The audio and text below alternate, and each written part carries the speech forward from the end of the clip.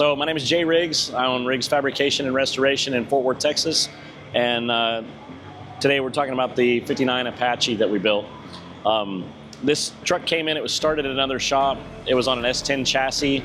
Those don't really work. The proportions of wheel well openings and stance are kind of weird. So we talked them into going to the chassis from No Limit Engineering.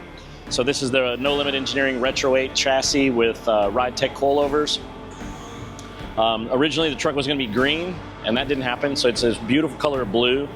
We blacked out all the trim using Ford's Tuxedo Black, so there's a nice little metallic pearl in there. We deleted some trim. We've got a 383 stroker motor in there with a 700R, so it's nice, simple. Phi-Tech fuel injection. We did the interior, we used Relicate leather and Morel speakers.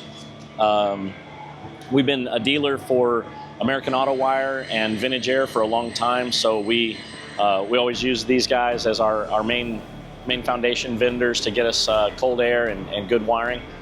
So we fabricated all the panels for the interior and the center console in-house.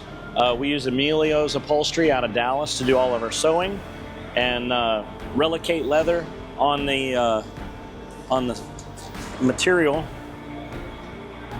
and then Morel speakers and amp for audio. So the truck sounds pretty nice. So this 59 Apache is a pretty simple, straightforward build. Once you pass the rust repair and panel alignment, aftermarket chassis from No Limit makes a really great riding vehicle. We've put up the finishing touches on this one, and we're ready to deliver it to the customer.